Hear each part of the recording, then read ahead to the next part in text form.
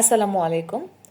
নবম দশম শ্রেণী অথবা এসএসসি পরীক্ষার্থীবৃন্দ, আজকে আমরা 4.1-এর সরল করো কনসেপ্টটা শুরু করব। 1 থেকে 8 সমাধান করার চেষ্টা করব। আমরা প্রথমে 1 নাম্বারটা দিয়ে শুরু করব। 1 নাম্বারটা আমি খাতায় উঠে ফেলছি। তোমরা একটা চেষ্টা করবা যে সূত্রটা এরকম একটা পেজে লেখার চেষ্টা করবা। তাহলে তোমাদের হবে কি, এই সূত্রটা পাশে রেখে তোমরা অঙ্কগুলো খুব সহজে সমাধান করতে পারবা। তাহলে এখানে তোমাদের উপকৃত হবে, যেহেতু প্রথম শুরু করতেছো, সূত্র দিয়ে পাশে রেখে শুরু করলে তাহলে সূত্রগুলো ভোলার চান্সেস থাকবে না। তারপর আস্তে আস্তে যখন প্র্যাকটিস করবা তখন তো হয়ে যাবে। দেখো, আমরা একটা সূত্র পড়েছিলাম, এই যে এই সূত্রটা, গুণফলের সূত্র যে পড়েছিলাম, গুণের সূত্রটা পড়েছিলাম। দুটা বেস যদি সেম হয় তাহলে বেসগুলো যোগ করতে পারি। এই সূত্রটা কি ছিল দেখো, এ ইন্টু এ, দুটা বেস সেম, নিচেরগুলোকে আমরা কি বলি, বেস। বেস যদি সমান হয় তাহলে আমরা একটা বেস কমন নিয়ে আমরা ঘাতগুলোকে যোগ করে ফেলতে পারি। এই সূত্রটা আমরা পড়েছিলাম, এই সূত্ররই এখানে প্রয়োগ হয়েছে। দেখো, এখানে 7 × 7, দুটা বেস কি, এখানে দুইটা বেসই সেম, তাহলে আমরা একটা বেস কমন নিতে পারি 7, তাহলে যোগ হয়ে যাবে শুধু। দেখো, এখানে 3 + -3 যোগ করছি, পাওয়ারটা যোগ হয়ে যাবে। নিচেও তাই, এখানে কিছু নাই মানে আমি মনে মনে ধরে নেব এখানে কিছু নাই মানে 1 আছে। 3-র উপর বেস পাওয়ার 1 দিলে 3 হয়, তাই না? তাহলে এখানে দেখো দুইটার ক্ষেত্রে 3 কমন যাবে, একই বেস আছে, তাহলে এখন 1 + -4, কাজ শেষ। আমার কি ছিল দেখো, দুইটা বেস সেম ছিল তাই আর গুণ ছিল, তাই আমি কি করে দিছি, শুধু যোগ করে দিছি। এই সূত্রটা তোমরা তো জানোই। তারপর এখন আমি ক্যালকুলেশন করব। দেখো 7 3 প্লাসে মাইনাসে -3, তারপর এখানে দেখো 3 1 প্লাসে মাইনাসে -4, তাহলে এখানে ক্যালকুলেশন করলে কত হয়, 7-এর উপর 0 আর এখানে 3 -3 হয়। তাহলে দেখো এখানে গুণ আছে, 7-এর উপর যদি হচ্ছে 0 থাকে অর্থাৎ 1 হবে। আচ্ছা, এটা আমরা কিভাবে পড়ছিলাম দেখো, কোনো কিছুর উপর এর উপর যখন 0 ছিল সেটা সমান সমান আমরা 1 লিখেছিলাম। এই যে 1 নম্বর সূত্র, শূন্য সূচকের কোনো কিছুর উপর সূচক শূন্য থাকলে সেটা সমান সমান 1 লেখা যায়। তাহলে 7-এর উপর 0 আছে, তার পরিবর্তে আমরা 1 লিখতে পারি। আমরা আরেকটা সূত্র দেখেছিলাম, এর উপর ইনভার্স n যদি হয় বেস, তাহলে আমরা লিখতে পারি 1/a⁴n। এই যে এই সূত্রটা, ঋণাত্মক সূচকের সূত্রটা, এই সূত্রটা এখন এখানে প্রয়োগ হবে। দেখো এখানে সেম, আমি এটার সাথে এটা কম্পেয়ার করতে পারি, তাহলে কি হয়ে যাবে তখন 1/3, এই যে ইনভার্সটা তখন পাওয়ার হিসাবে হবে 1/3। এখন দেখো এইটা একটা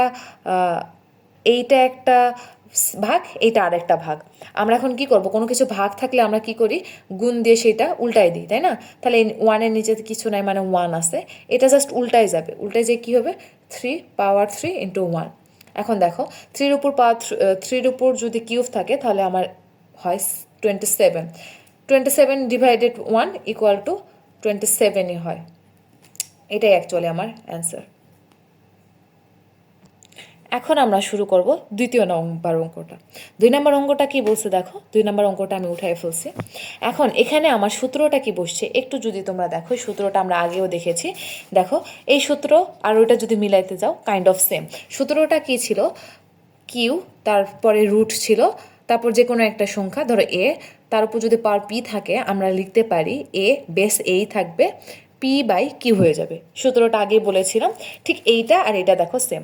তাহলে আমি এখানে কি লিখতে পারবো, 7p, তার মানে দেখো p কোনটা ছিল, পাওয়ার যেটা ছিল সেটা, তাহলে এখানে পাওয়ার আছে কত, পাওয়ার 2, তাহলে আমরা এখানে লিখতে পারবো 2/3। দেখো এই সূত্রটারই এখানে প্রয়োগ রূপ দিয়েছি, মাঝখানে গুণ আছে, গুণে থাকবে। আরেকটা সূত্র ছিল, এই যে দেখো এই সূত্রটা আর এই সূত্রটা সেম, তাহলে এই সূত্রটা ছিল n√a = আমরা লিখতে পারি 1/n। এখানে কি লিখতে পারবো বলো তো, 1/3, এই যে দেখো 1/3। তারপরে আমরা রুটের পরিবর্তে কি লিখতে পারি, হাফ, তাহলে এখানে 7 × ½ হবে, 7 পাওয়ার হাফ হবে। তাহলে দেখো এখানে 2 লিখছি কেন, এখানে তো 7 হবে, 7।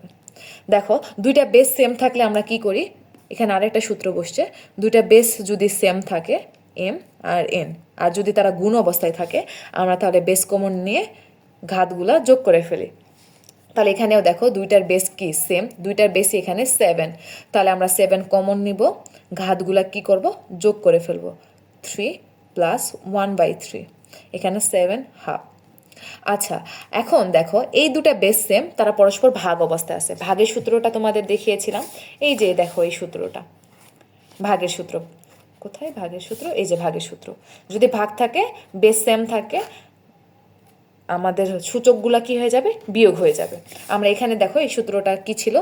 এ ভাগ এ, এখানে ছিল সূচক এম এন, আমরা লিখতে পারি এ কমন নিয়ে এম মাইনাস এম। তাহলে এখানে আমরা তাই করতে পারবো। এখানে আমাদের হচ্ছে 7টা কমন নিব, 7 কমন নিয়ে এখানে দেখো সূচক বা পাওয়ার কি কি ছিল? 2/3 প্লাস 1/3, নিচে সূচকটা কি হয়ে যাবে? বিয়োগ হয়ে যাবে 1/2। বাস শেষ, এটা কিন্তু 3। এখন আমার কাজ শেষ, আমি এখন মোটামুটি এই সব কিছু লসাগু গসাগু করলে আমার অঙ্ক সমাধান হয়ে যাবে। 3 3 2, লসাগু করলে কত হয়? 6। 6-এর সাথে 2 ভাগ করলে 2 হয়, 2 দুগুণে 4 প্লাস 3 দুগুণে 6, মানে এখানে 2 হয়, 2 এককে 2, বিয়োগ আছে বিয়োগ, 3 দুগুণে 6 মানে 3, 3 এককে 3।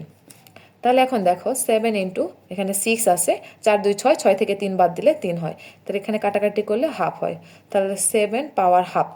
আচ্ছা, হাফের পরিবর্তে আমরা এখানে লিখতে পারি √7। এটাই আমার অ্যান্সার।